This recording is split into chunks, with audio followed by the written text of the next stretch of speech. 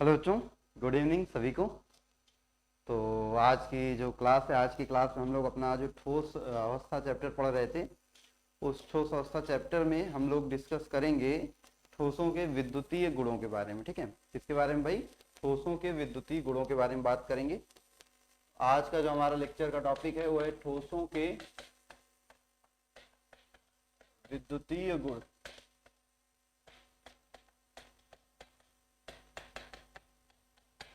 Electrical properties of solids. ठीक है, आज के लेक्चर में हम लोग क्या बातें करेंगे भाई? ठोसों के विद्युतीय गुणों की बातें करेंगे। अब भाई जो हमारे ठोस होते हैं, ये कोई भी जो पदार्थ होते हैं, विद्युतीय गुण के आधार पर इनको हम तीन भागों में बांटते हैं। ठीक है, पदार्थों के उनके विद्युतीय गुण के आधार पर तीन भागों में बांटा जाता है। एक तो आपका चालक, कंडक्टर, दूसरा आपका अचालक जो कि होता है सेमी कंडक्टर। ठीक है, और तीसरा आपका बेटा होता है अर्धचालक जो कि क्या होते हैं आपके, सॉरी, इंसुलेटर अचालक है ना, और ये आपका अर्धचालक सेमी कंडक्टर। ठीक, अब ध्यान दीजिएगा, चालकता के आधार पर हम जो पदार्थ हैं, जो ठोस पदार्थ हैं, उनको मुख्यतः तीन भागों में बांट देते हैं: चालक, अचालक और अर्धचालक। इस अचालक को ही कुचालक भी कहते हैं। इस अचालक को ही क्या बोलते हैं? कुचालक भी कहते हैं। तो सिंपल सी कहानी क्या है कि वे पदार्थ जिनमें विद्युत धारा का प्रवाह आसानी से संभव होता है, ऐसे पदार्थ जिनमें चालकता आसानी से संभव होती है, वही हमारे क्या कहलाते हैं? चालक पदार्थ कहलाते हैं। तो वे पदार्थ जिनमें चालकता आसानी से संभव होती है वे हमारे चालक कहलाते हैं। जैसे हमारी जो धातुएं होती हैं, धातुएं जो हैं, धातुओं में क्या होते हैं? मुक्त इलेक्ट्रॉन। मुक्त इलेक्ट्रॉन के कारण वो क्या करती हैं? आसानी से चालकता दर्शाती हैं। जैसे आयरन हो गया, कॉपर हो गया, जिंक हो गया, एल्यूमिनियम हो गया, है ना, आपका निकेल हो गया। ये सारी जो धातुएं हैं, धातुओं में मुक्त इलेक्ट्रॉनों की उपस्थिति के कारण ये आसानी से चालकता दर्शाती हैं। तो वे पदार्थ जिनमें विद्युत धारा का प्रवाह आसानी से संभव होता है वो क्या कहलाते हैं? चालक कहलाते हैं। क्या कहलाते हैं बेटा? चालक कहलाते हैं। ठीक है, कुचालक या अचालक वे पदार्थ जिनमें धारा का प्रवाह संभव नहीं होता है या चालकता नहीं पाई जाती है। वे पदार्थ जिनमें विद्युत धारा का प्रवाह संभव नहीं होता है या चालकता नहीं पाई जाती है, वही हमारी क्या कहलाते हैं? कुचालक या अचालक कहलाते हैं। जैसे लकड़ी हमारी हो गई, है ना, जैसे हमारा प्लास्टिक हो गया, जैसे हमारा रबर हो गया, है ना, पॉलीथीन हो गई, ये सारे क्या है बेटा? ये सारे कुचालक हैं। तो ये सारे क्या है? कुचालक हैं। इनमें विद्युत धारा का प्रवाह संभव नहीं होता है, मतलब इनमें चालकता नहीं पाई जाती। तो ये हमारे क्या है? ये हमारे हो जाते हैं कुचालक। और अर्धचालक भाई ऐसे पदार्थ जिनमें सामान्य अवस्था में चालकता नहीं पाई जाती, लेकिन जब आप इनका ताप बढ़ा देते हो या फिर इनमें कोई अशुद्ध मिला देते हो, इनका ताप बढ़ा देते हो या फिर इनमें कोई अशुद्ध मिला देते हो, तो ये चालक की तरह कार्य करने लगते हैं, मतलब इनमें चालकता उत्पन्न हो जाती है। तो वे पदार्थ जो सामान्य अवस्था में चालकता नहीं दर्शाते हैं, लेकिन जब उनके ताप में वृद्धि की जाती है या उनमें कोई दूसरा पदार्थ अशुद्धि के रूप में मिला दिया जाता है, तो इनमें चालकता उत्पन्न हो जाती है। तो ऐसे पदार्थों को हम अर्धचालक कहते हैं। ऐसे पदार्थों को क्या कहते हैं बेटा? अर्धचालक कहते हैं। ठीक है, ये हमारे सेमी कंडक्टर कहलाते हैं, अर्धचालक कहलाते हैं। जैसे हमारा सिलिकॉन हो गया, जर्मेनियम हो गया, आर्सेनिक हो गए, ये सारे क्या है बेटा? ये अर्धचालक हैं। सामान्य अवस्था में चालकता नहीं दर्शाएंगे, लेकिन जब इनमें कोई अशुद्धि मिलाओगे या इनका ताप बढ़ाओगे तो ये चालकता दर्शाने लगते हैं। तो वे पदार्थ जिनमें आसानी से चालकता संभव होती है वो चालक होते हैं, जिनमें चालकता संभव नहीं होती वो अचालक होते हैं। जिनमें सामान्य अवस्था में चालकता नहीं पाई जाती, लेकिन जब ताप बढ़ाते हैं या कोई अशुद्धि मिला देते हैं तो चालकता उत्पन्न हो जाती है, वो हमारे क्या कहलाते हैं? वे हमारे कहलाते हैं अर्धचालक। वो क्या कहलाएंगे भाई? अर्धचालक कहलाते हैं। ठीक है, चलिए, तो ये कहानी तो हो गई क्लियर। अब आगे बढ़ा जाए। अब हमें सीखना है कि ये जो हमारे चालक, अचालक, अर्धचालक हैं, इनमें चालकता भाई किसी में चालकता पाई गई तो क्यों पाई गई? अचालक में चालकता पाई ही नहीं गई, क्यों नहीं पाई गई? अर्धचालक में सामान्य रूप से तो चालकता नहीं है, लेकिन जब उनमें ताप बढ़ाते हो या शुद्धि मिलाते हो तो चालकता उत्पन्न हो जाती, तो ऐसा क्यों हुआ। तो इसकी बात हम करेंगे बैंड सिद्धांत के आधार पे। किसके आधार पे? बैंड सिद्धांत के आधार पे। तो ये बैंड सिद्धांत, बैंड थ्योरी है क्या? बैंड सिद्धांत या बैंड थ्योरी है क्या? तो ये कहता क्या है कि किसी भी ठोस पदार्थ में दो तरह के बैंड पाए जाते हैं। किसी भी ठोस पदार्थ में दो तरह के बैंड पाए जाते हैं। एक होता है संयोजी बैंड, हिंदी बोले तो क्षेत्र, संयोजी क्षेत्र, वैलेंस बैंड इसको बोलते हैं। और दूसरा आपका चालन क्षेत्र, कंडक्टेंस बैंड बोलेंगे। क्या कहेंगे? Conductance band. तो किसी भी पदार्थ में दो प्रकार के क्या होते हैं? क्षेत्र, दो प्रकार के बैंड पाए जाते हैं, चालन बैंड और संयोजी बैंड। संयोजी क्षेत्र में क्या होता है? देखो, जो संयोजी क्षेत्र होता है ये पूर्ण भरित कक्षकों द्वारा निर्मित होता है। पूर्ण भरित कक्षकों द्वारा निर्मित होता है, द्वारा बनता है। और इसमें संयोजी कोष के इलेक्ट्रॉन होते हैं, संयोजी कोष के इलेक्ट्रॉन होते हैं। और इसमें क्या होते हैं बेटा? संयोजी इलेक्ट्रॉन, संयोजी इलेक्ट्रॉन उपस्थित होते हैं। इनमें संयोजी इलेक्ट्रॉन उपस्थित होते हैं। फिर हमारा जो चालन क्षेत्र है, चालन क्षेत्र क्या होता है भैया? ये अर्धभरित या खाली कक्षकों से बने होते हैं, अर्धभरित या रिक्त कक्षकों से भरे होते हैं। ठीक है, रिक्त कक्षकों से बने होते हैं और इनमें समानता कोई इलेक्ट्रॉन नहीं होता है, या फिर अर्धभरित कक्षकों जो भी इलेक्ट्रॉन होंगे वही होते हैं। तो बैंड सिद्धांत के अनुसार किसी भी पदार्थ में, किसी भी ठोस पदार्थ में दो प्रकार के क्षेत्र पाए जाते हैं, संयोजी क्षेत्र, चालन क्षेत्र। संयोजी क्षेत्र जो होता है पूर्ण रूप से भरे हुए कक्षकों से बने होते हैं और ये संयोजी इलेक्ट्रॉन इनमें उपस्थित होते हैं। चालन क्षेत्र जो होता है वो अर्धभरित कक्षकों या रिक्त कक्षकों से बना होता है। अब किसी भी पदार्थ की चालकता जो होती है वो संयोजी क्षेत्र और चालन क्षेत्र के बीच उपस्थित ऊर्जा अंतराल पर निर्भर करती है। एक और तरह से हम समझा सकते हैं, जैसे आपने पढ़ा होगा आणविक कक्षक सिद्धांत। तो आणविक कक्षक सिद्धांत में क्या होता है? जब दो परमाणविक कक्षक आपस में मिलते हैं तो वो समान संख्या में आणविक कक्षकों का निर्माण करते हैं। जब दो परमाणविक कक्षक आपस में मिलते हैं, मान लो इसके पास एक इलेक्ट्रॉन, इसके पास एक इलेक्ट्रॉन, तो दोनों आपस में मिलेंगे तो ये दोनों इलेक्ट्रॉन यहाँ आ जाएंगे, ऊपर वाला खाली रहेगा। जब दो परमाणविक कक्षक आपस में मिलते हैं तो दो नए आणविक कक्षकों का निर्माण करते हैं। एक कक्षक होता है निम्न ऊर्जा वाला और ये होते हैं उच्च ऊर्जा वाले कक्षक। उच्च ऊर्जा वाले कक्षक भाई, एक आणविक कक्षक की ऊर्जा निम्न होती है और एक आणविक कक्षक की ऊर्जा उच्च होती है।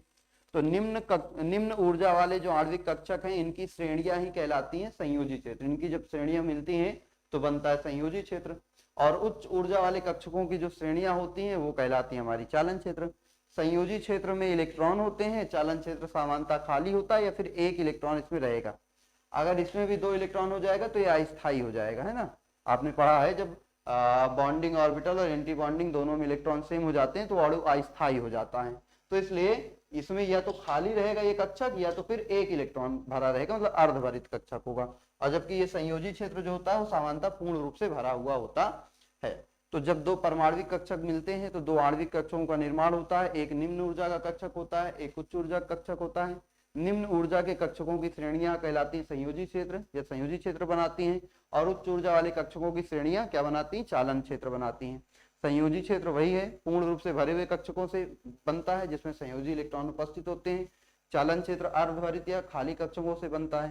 किसी भी पदार्थ की जो चालकता होती है, किसी भी पदार्थ की चालकता जो होती है वो इन दोनों क्षेत्रों के ऊर्जा अंतर पे ही निर्भर होती है। वो इन दोनों क्षेत्रों के ऊर्जा अंतराल पे ही क्या होती है बेटा? निर्भर होती है। चलिए, तो संयोजी क्षेत्र और चालन क्षेत्र समझ गए। चलिए अब हम देखते हैं चालक में क्या होता है, अर्धचालक में क्या होता है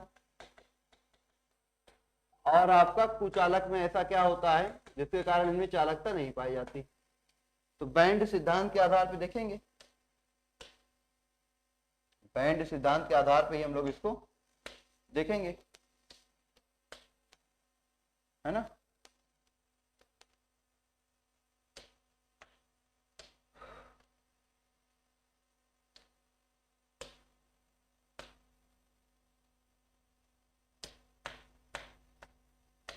ध्यान से देखिएगा, ये ऊपर वाला समझिए, ये हमारा क्या है, ये चालन क्षेत्र है, ये क्या है बेटा, ये चालन क्षेत्र, और ये नीचे वाला क्या है, ये संयोजी क्षेत्र। तो चालक पदार्थों में होता क्या है, चालन क्षेत्र और संयोजी क्षेत्र पहले से ही एक दूसरे पर अतिव्यापित रहते हैं, जिस कारण संयोजी क्षेत्र का इलेक्ट्रॉन चालन क्षेत्र में पहले से ही उपस्थित होता है, और जब संयोजी क्षेत्र का इलेक्ट्रॉन चालन क्षेत्र में पहुंच जाएगा तो पदार्थ चालकता दर्शाने लगेगा। भैया चालन क्षेत्र और संयोजी क्षेत्र के बीच या तो ऊर्जा का अंतर होगा ही नहीं, या तो ऊर्जा का अंतर इतना कम होगा कि थोड़ा सा ही इसको क्या करते, जैसे इसको धारा मिलेगी ये इलेक्ट्रॉन जम करके यहाँ चला जाएगा और धारा प्रवाहित करने लगेगा। तो बैंड सिद्धांत के अनुसार चालक पदार्थों में संयोजी क्षेत्र और चालन क्षेत्र के बीच ऊर्जा अंतर होता ही नहीं, या फिर इतना कम होता है कि जैसे ही उसमें विद्युत धारा प्रवाहित की जाती है संयोजी क्षेत्र का इलेक्ट्रॉन चालन क्षेत्र में पहुंच जाता है और वो आसानी से चालकता दर्शाता है। अगर यहाँ का इलेक्ट्रॉन यहाँ पहुंच जाए तो चालन क्षेत्र में वो चालकता दर्शाने के लिए स्वतंत्र हो जाता है, विद्युत धारा का प्रवाह करने के लिए स्वतंत्र हो जाएगा। तो चालक पदार्थों में यही होता है कि संयोजी क्षेत्र और चालन क्षेत्र एक दूसरे पे अतिव्यापित होते हैं, जिस कारण संयोजी क्षेत्र का इलेक्ट्रॉन पहले से ही चालन क्षेत्र में उपस्थित होता है, जिससे वो आसानी से क्या करता है, चालकता दर्शा सकता है, आसानी से क्या करता है बेटा, चालकता दर्शाता है। या फिर इनमें ऊर्जा अंतराल इतना कम होता है कि जैसे ही विद्युत धारा प्रवाहित की जाती है संयोजी क्षेत्र का इलेक्ट्रॉन चालन क्षेत्र में पहुंच के चालकता दर्शाने लगता है। तो बैंड सिद्धांत के अनुसार चालक पदार्थों में संयोजी क्षेत्र और चालन क्षेत्र एक दूसरे पर अतिव्यापित होते हैं, जिससे संयोजी क्षेत्र का इलेक्ट्रॉन पहले से ही चालन क्षेत्र में उपस्थित होता है, जिस कारण वो चालकता दर्शाने के लिए स्वतंत्र होता है। या फिर संयोजी क्षेत्र और चालन क्षेत्र के बीच ऊर्जा अंतर इतना कम होता है कि विद्युत धारा देते ही वो क्या होता है, संयोजी क्षेत्र के इलेक्ट्रॉन चालन क्षेत्र में पहुंच जाता है, चालकता दर्शाने लगता है, इसलिए इनमें आसानी से चालकता पाई जाती है। अर्धचालकों में क्या होता है, अर्धचालकों में ये आपका हो गया चालन क्षेत्र, ये आपका हो गया संयोजी क्षेत्र,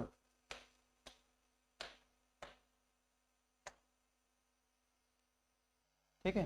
चल, तो ये आपका है चालन क्षेत्र, ये आपका है संयोजी क्षेत्र। अब यहाँ पे है क्या, यहाँ पे ये ऊर्जा अंतराल बहुत कम है, लेस देन 1.5 इलेक्ट्रॉन वोल्ट। अर्धचालक पदार्थों में संयोजी क्षेत्र और चालन क्षेत्र के बीच ऊर्जा अंतराल बहुत ही कम होता है, जिसे हम ताप में वृद्धि करके या फिर कोई अशुद्धि मिला के खत्म कर सकते हैं, जिससे इन पदार्थों में चालकता उत्पन्न हो जाती है। तो अर्धचालक पदार्थों में सामान्य अवस्था में संयोजी क्षेत्र और चालन क्षेत्र के बीच कुछ ऊर्जा अंतराल होता है, जिससे ये सामान्य अवस्था में चालकता नहीं दर्शाते हैं।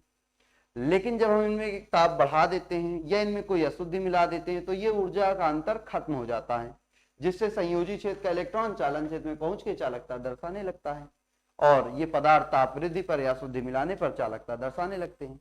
तो सामान्य अवस्था में ऊर्जा के अंतर के कारण ये चालकता नहीं दर्शाएंगे, लेकिन ताप वृद्धि पर या अशुद्धि मिलाने पर ऊर्जा का अंतर खत्म हो जाता है, जिस कारण ये चालकता दर्शाने लगते हैं। ठीक है, चलिए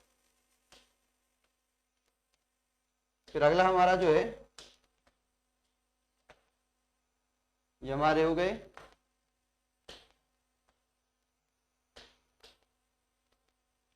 संयोजी क्षेत्र और वो हो गया चालन क्षेत्र।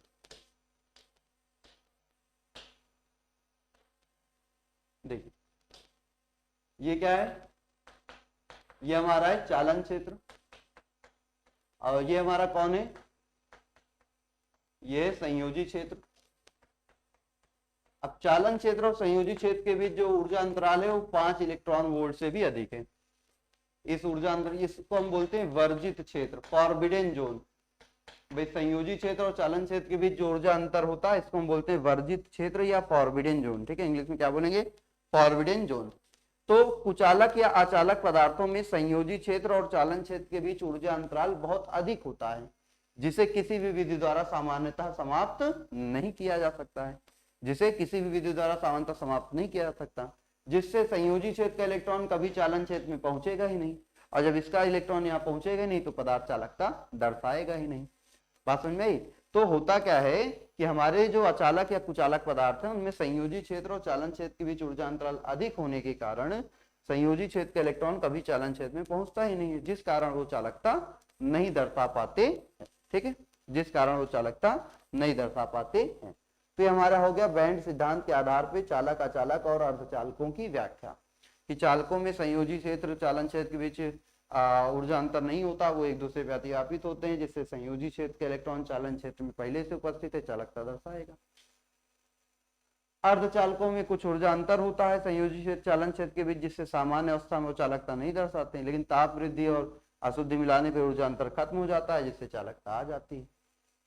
इनमें ऊर्जा अंतराल इतना अधिक है जिसे खत्म ही नहीं किया जा सकता, जिससे संयोजी क्षेत्र के इलेक्ट्रॉन कभी चालन क्षेत्र में जाएगा नहीं और चालकता इसमें पाई ही नहीं जाएगी। ठीक है, तो ये हो गया बैंड सिद्धांत के आधार पर पदार्थों का वर्गीकरण। अब हम लोग देखेंगे अर्धचालक के बारे में। किसके बारे में बेटा? अर्धचालक। अर्धचालक में हमने दो चीजें बताई ना, एक तो ताप वृद्धि करने पर और एक अशुद्धि मिलाने पर। तो चलिए अर्धचालकों की बात करते हैं, सेमीकंडक्टर की बात करते हैं। तो अर्धचालक पदार्थ होते क्या हैं? तो वे पदार्थ जो सामान्य अवस्था में विद्युत का चालन नहीं करते हैं, लेकिन ताप वृद्धि करने पर या अशुद्धि मिलाने पर वो चालकता दर्शाते हैं। ताप वृद्धि करने पर या अशुद्धि मिलाने पर वो चालकता दर्शाते हैं, वही तो अर्धचालक कहलाते हैं। अब अर्धचालक हमारे जो होते हैं ये दो प्रकार के होते हैं, एक होता है नैज या आंतरिक अर्धचालक, नैज या आंतरिक अर्धचालक, इंट्रिंसिक सेमीकंडक्टर। क्या बेटा? Intrinsic semiconductor. दूसरा हमारा, दूसरा क्या होगा बेटा? बाह्य या अपद्रवी अर्धचालक, बाह्य या अपद्रवी अर्धचालक, एक्सट्रिंसिक सेमीकंडक्टर।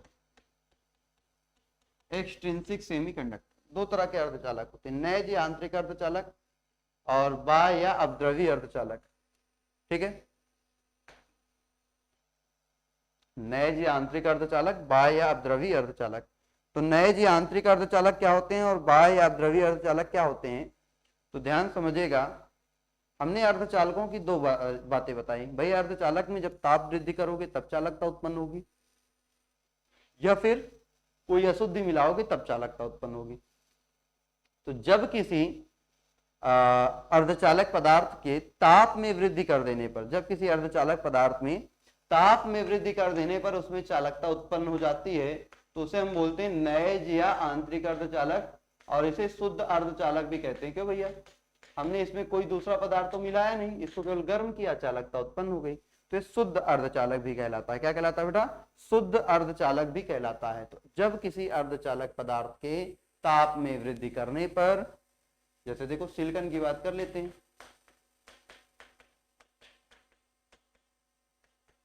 सिलिकॉन की थोड़ी सी बात कर ली जाए।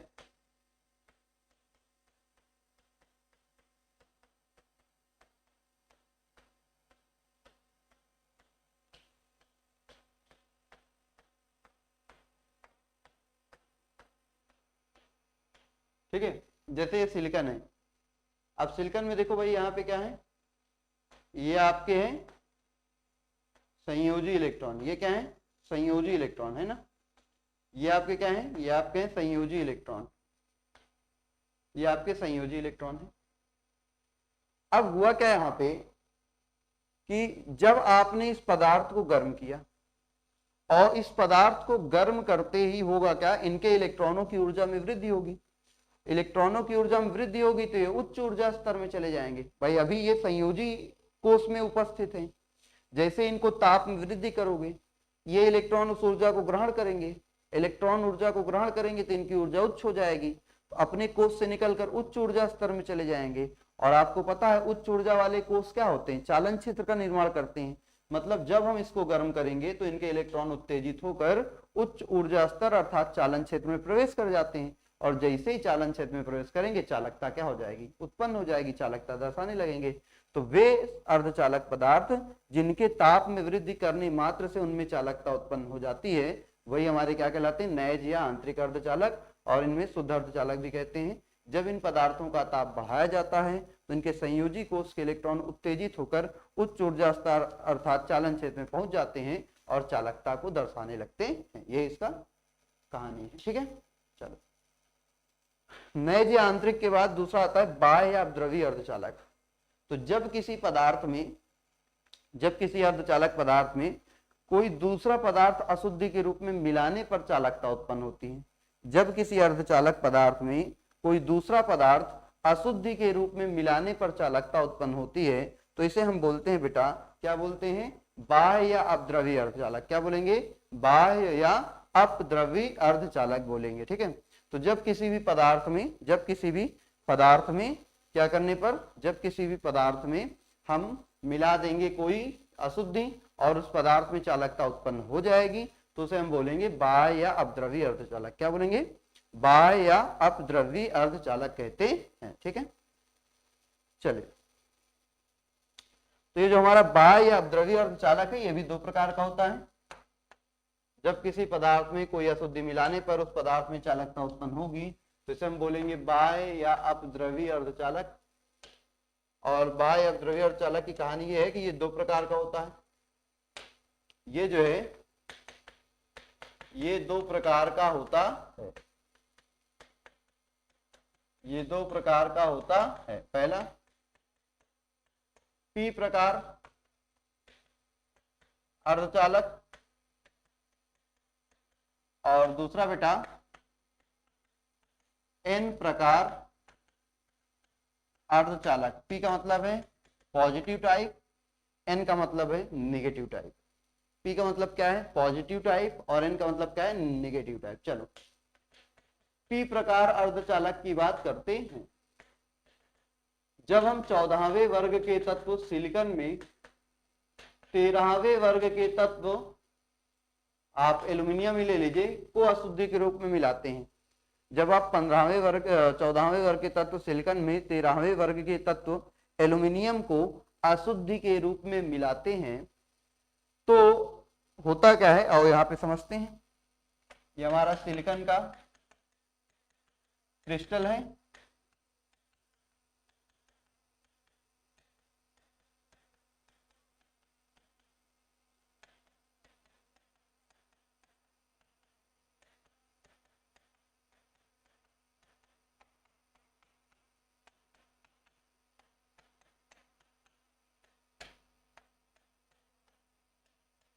ये हमारा किसका क्रिस्टल है भाई, सिलिकॉन का क्रिस्टल है। तो अब हम इस 14वें वर्ग के तत्व सिलिकॉन में जब 13वें वर्ग के तत्व एल्यूमिनियम को मिलाते हैं तो मान लो एल्यूमिनियम जो है भैया यहाँ कहीं पे इस सिलिकॉन को हटा के एक सिलिकॉन की जगह एल्यूमिनियम आ गया। अब एल्यूमिनियम के पास 3 संयोजी इलेक्ट्रॉन थे तो 1 2 3 सिलिकॉन से इसने सहसंयोजक बंध बना लिया। जबकि चौथे सिलिकॉन से बंध नहीं बना पाएगा तो भाई यहाँ पे क्या हो जाएगा, एक धनात्मक छिद्र उत्पन्न हो जाएगा, क्योंकि भाई वहां इलेक्ट्रॉन की कमी हो गई ना।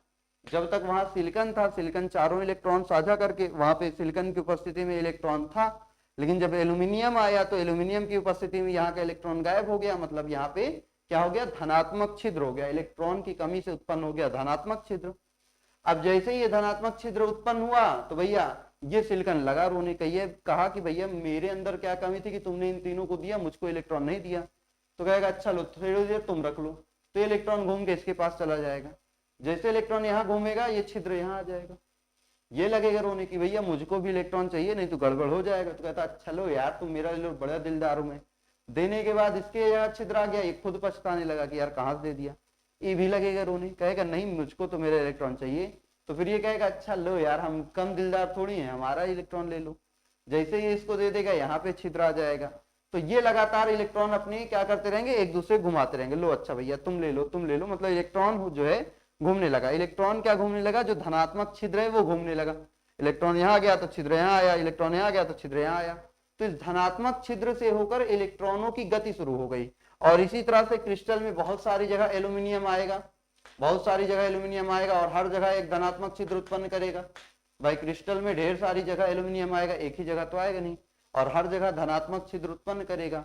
तो इन धनात्मक छिद्रों के कारण इसमें क्या हो गई, चालकता उत्पन्न हो गई, क्योंकि चालकता धनात्मक छिद्र के कारण हुई, और धनात्मक मतलब पॉजिटिव, इसीलिए इसको क्या बोला गया, पी प्रकार अर्धचालक। पॉजिटिव से लिया गया पी की, पॉजिटिव टाइप अर्धचालक, पी प्रकार का अर्धचालक।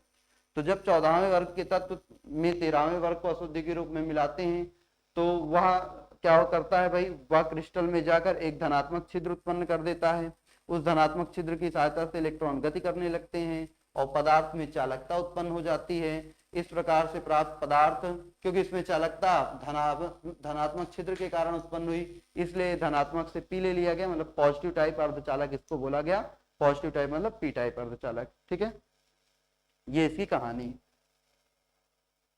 बात समझ गए। तो 14वें वर्ग में 13वें वर्ग को अशुद्धि के रूप में मिलाओगे तो पी प्रकार बनेगा। दूसरा हमारा क्या है बेटा, एन प्रकार अर्धचालक। दूसरा क्या है, एन प्रकार अर्धचालक। चलिए, तो जब 14वें वर्ग के तत्व सिलिकॉन में 15वें वर्ग के तत्व, मान लो जैसे फास्फोरस को अशुद्धि के रूप में मिलाएंगे, तो हमारा प्राप्त होता है एन प्रकार अर्धचालक। कैसे देख लेते हैं भाई, देख लेते हैं इसको भी।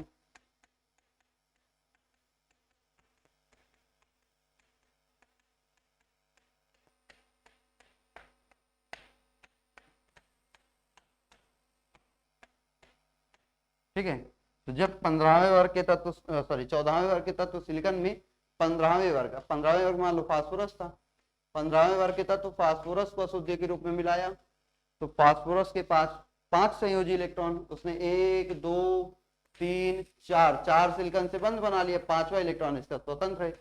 इसी तरह फास्फोरस जहां जहां आएगा 4 संयोजी इलेक्ट्रॉन से बंद बनाएगा, 1 इलेक्ट्रॉन स्वतंत्र हो जाएगा। जहां पे भी आएगा 4 सिलिकॉन से सहसंयोजक बंद बनाएगा, 5वां इलेक्ट्रॉन इसका स्वतंत्र हो जाएगा। तो जब 14वें वर्ग के तत्व सिलिकॉन में 15वें वर्ग के तत्व जैसे फास्फोरस को अशुद्धि के रूप में मिलाएंगे, तो फास्फोरस के 5 संयोजी इलेक्ट्रॉनों में से 4 इलेक्ट्रॉन सिलिकॉन के साथ बंद बना लेते हैं, जबकि उसका 5वां इलेक्ट्रॉन स्वतंत्र होता है। अब इस स्वतंत्र इलेक्ट्रॉन के कारण ही क्या हो जाता है भाई, स्वतंत्र इलेक्ट्रॉन के कारण ही इस पदार्थ में चालकता उत्पन्न हो जाएगी। भाई मुक्त इलेक्ट्रॉन है, चालकता उत्पन्न कर देगा, क्योंकि चालकता ऋणावेश मतलब निगेटिव चार्ज के कारण उत्पन्न हुई, इसलिए इसको नाम दे दिया गया निगेटिव टाइप, मतलब एन प्रकार। निगेटिव से क्या ले लिया गया, एन प्रकार, इसको बोला गया एन प्रकार अर्धचालक। क्या बोला गया, एन प्रकार अर्धचालक कहा गया। कहानी समझ गए। तो जब 14वें वर्ग में 15वें वर्ग को अशुद्धि के रूप में मिलाओगे, तो 5 संयोजी इलेक्ट्रॉन में से 4 बंद बना लेंगे, 5वां स्वतंत्र रहेगा। यही 5वां इलेक्ट्रॉन चालकता उत्पन्न करेगा, चालकता ऋणावेश के कारण उत्पन्न हुई, इसलिए इसे कहा गया निगेटिव टाइप अर्धचालक, अर्थात एन प्रकार का अर्धचालक नाम दे दिया गया। ठीक है, तो अब आपका जो अर्धचालक है इसकी कहानी भी हो गई समाप्त। अर्धचालकों के कई सारे उपयोग होते हैं, जैसे आपका डायोड में इसका उपयोग होता है, ट्रांजिस्टर बनाने में उपयोग होता है ना। तो ये सारी चीजें जो आप लोग फिजिक्स में डिटेल में पढ़ोगे अर्धचालक के बारे में, फिजिक्स में आपका पूरा एक चैप्टर है सेमीकंडक्टर का लास्ट में, वहां पे आप और डिटेल में इसके बारे में जानोगे कि क्या यूजेज हैं, कैसे वर्क करता है, डायोड वगैरह कैसे बनते हैं, तो आप वहां पे इसके बारे में बेहतर तरीके से सीख जाओगे। ठीक है, तो ये जो ठोसों के विद्युतीय गुण होते हैं, ये ठोसों के विद्युतीय गुण की कहानी यहाँ से हो जाती है समाप्त। अब इसके बाद इसमें एक टॉपिक बचेगा, ठोसों के चुंबकीय गुण, उसको हम लोग नेक्स्ट लेक्चर में डिस्कस कर लेंगे और ये चैप्टर हमारा क्या हो जाएगा, खत्म हो जाएगा। ठीक है, तो आज की कहानी बस यहीं तक के लिए रखेंगे, फिर मिलेंगे अगली क्लास में। तब तक के लिए सभी को बाय बाय, फिर मिलते हैं।